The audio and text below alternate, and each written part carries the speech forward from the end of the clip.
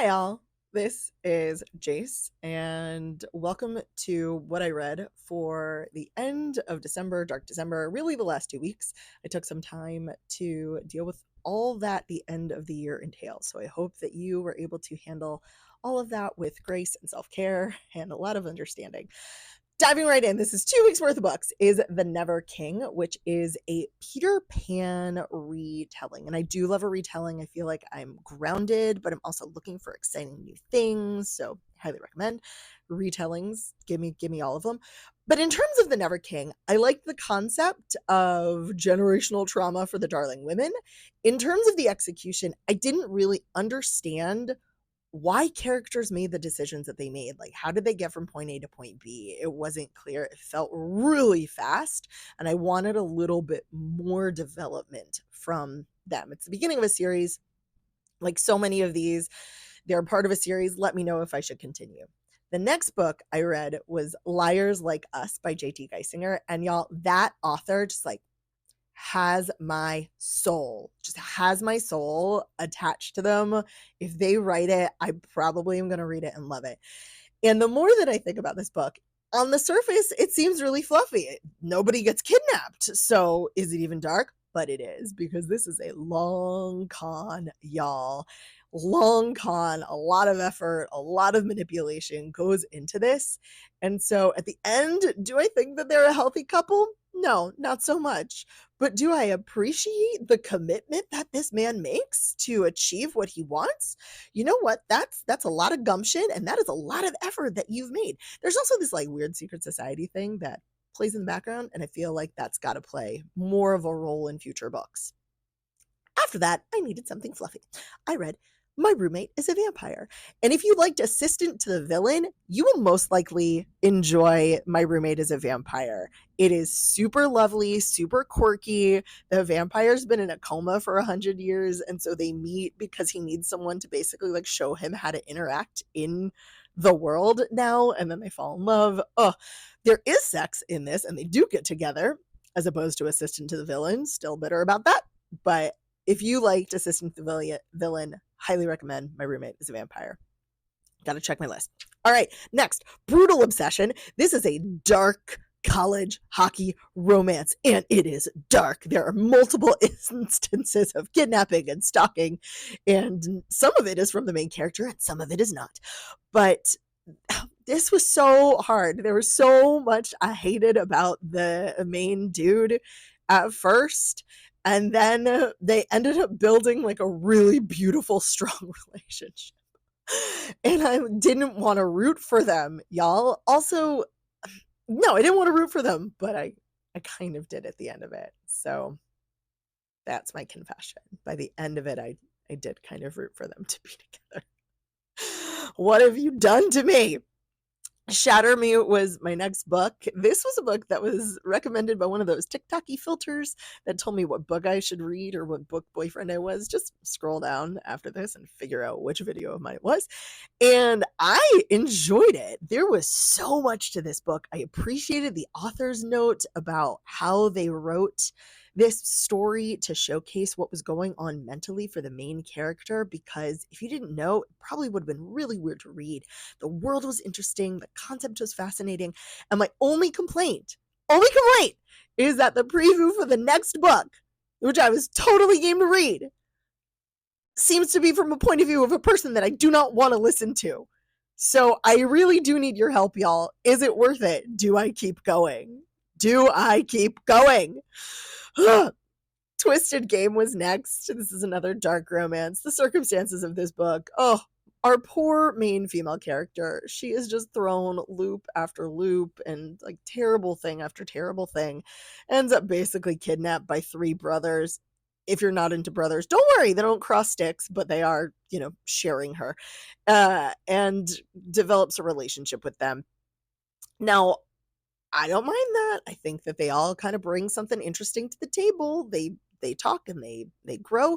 My problem is that at the end, she snoops and finds something and then goes, "Oh no," and runs away before asking anyone about it. Because there's a really good explanation for what she found if she just stuck around and asked about it. And I don't know if I want to read about someone who just runs away at the first sign of, relationship problems. Because by that point, girl, you're in a relationship with them and there are different expectations. Shipwrecked was the next book that I read. This was the blog post last week, so go read the full review, quotes, things of that nature. Here are the 2 things that I'm going to share with you. Number 1, I always love a book that starts with a bang. Literally loved it. And then 2, I really appreciated that this book showed what goes into building a relationship, that it isn't just, oh, we love each other and then we're all happy, that both people in a relationship show up with baggage and trauma, and they've got to figure out how to deal with it themselves and then communicate those needs to their partner. And sometimes they're not successful, and sometimes they have to go back and work on themselves, both of them. One person is not the good guy, one person's not the bad guy. Relationships take work on both sides, and I liked that. That was long. All right, next, Nocticadia. I don't know if I'm saying that correctly. Here's the spelling, but it is a dark academic gothic romance.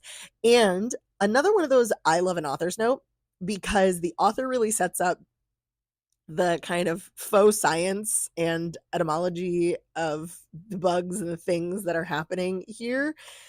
And I really appreciated that, because it allowed me to suspend my disbelief instead of going, well, that's not a real thing, because I knew it wasn't a real thing going on. I wasn't expecting it to be a real thing. I let the author take me where they wanted to. This says it's a standalone, but it kind of ends on a cliffhanger of maybe continuing. I kind of don't. I don't want to know what happens next if it goes to the people that I think it does. But this is a great book on its own, long, but totally worth it. Next book, Captive in the Underworld. This is a Hades Persephone retelling where Hades is a goddess. So instead of male, female, it is 2 ladies. And I really appreciated how that brought out a whole different set of expectations and challenges and, gender norm things that you came up against when the person in charge was a woman and not a man. It was super fascinating. I'm going to counter this with my biggest challenge with this book was the lack of a glossary. This author did such a beautiful job of bringing in historically accurate terms, especially for clothing. And I get it, like that's something they love. They want to use the right words. But when you're trying to remove a bunch of clothing in a sex scene, but you're using words I've never heard of, every 3 sentences, I have to go Google what apparently is an ancient Greek bra. This is where footnotes or a glossary really help your reader. We will absolutely use the reference materials that you send us. Romance readers will do that. Hell, have you seen Infinite Jest? Not a romance, but like if Infinite Jest can be a thing, you can put a glossary in a book for your own historical accuracy and the ease of your readers. Please, please do this. Please. King of Wrath was the next book that I read. And you might be surprised, because I read Twisted Love and I wasn't the biggest of fans of it. I didn't really love the couple. And believe them, it might be like I don't prefer brother's best friend kind of situation, but I loved King of Wrath. I loved their dynamic. I loved the situation they found themselves in. I loved the way that they got themselves out of this situation. Another instance where the relationship really has effort put into it by the people in the relationship. And I always appreciate that realism that goes into it. It's important and I love it. So King of Wrath, highly recommend.